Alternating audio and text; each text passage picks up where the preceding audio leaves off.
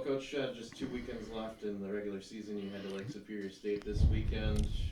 How do you like the state of your team, both from a mental side of things and then the physical side? Well, I mean, the break came at a pretty good time with being dinged up and trying to get some bodies back closer to full strength. It's still a ways to go. The sickness, I think, that probably runs through every team has been pretty rapid through our team here the last 2+ weeks. So if we can get bodies back in time, we're really looking forward to it. Right now, we've been practicing pretty sharp, so just give ourselves the best opportunity to have guys take advantage of it.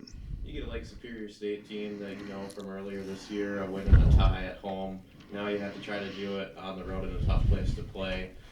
What is it that your team has to do well in order to win games on the road? Got to manage games. I think from the clock and the way the temperature is to where you're at with the puck and the puck management side of it. The road presents itself. I think you can hopefully just be a boring road team that gets their job done and it's hard to play against. And that's kind of got to be a good formula. That's exciting about for us when we go on the road at times, because I do feel like if we just settle into a game and make that harder and longer game, it's in our favor. So it'll be challenging for the depth of a team on the road. Lake State's got some offensive weapons. You know that from playing them earlier this year. Piku was the forward of the week. A couple other guys are at the top of their scoring sheet. What is it that they do to create opportunities, and what do you do to stop them? They've got high stick skill. Their forward group makes a ton of plays. They're not afraid to get their D up and involved and be joining plays and squashing out some early plays to transition. I think if you ask Damon, they haven't played a really healthy roster all the time this year, and so I'm sure the closer the health is for them, the better off they feel about their group. They've got depth, and their goaltending has been very solid for them. So I think Lake's a tricky team. Their ability to make those plays that count. They've got some good sticks. Is Taffy Able a tough place to play? Have you had a lot of experience up there? Well, it is tough. I mean, it's tough to get to. It's tough to for me in my era of a coach and a player and a time in my life, I remember when Lake State was the go-to team and they were the national champions, and you can see back in that day what that building was probably rocking and feeling like, because of it's an old school comfort place. It's got a great history to it, nostalgia to it. That makes it a little bit different. I think just the location and just where you got to get to. In terms of your guys, you get a week off to not play games. What's one thing that you focused on in the practices this week? We did a lot of individual things. You're trying to sharpen guys' saw. You're trying to make sure that there's enough conditioning happening where you're staying on top of it, but there's got to be enough rest involved where guys are going to get sharp too, mentally, physically.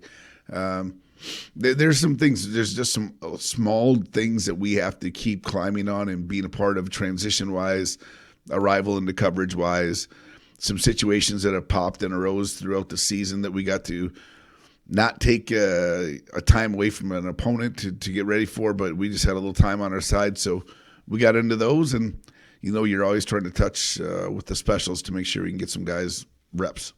No, you're not really a standings watcher kind of guy, but you want to be playing your best hockey at this time of year. Do you feel like you're in a pretty good spot? I do. I think when we get, if we're able to play with a healthy lineup, I've liked our. I mean, I thought the Augustana series was good for us. It was good to play. I thought they were tight games. They meant something that felt there's deeper meaning to the weekend. So I think that's always healthy for your team to go through.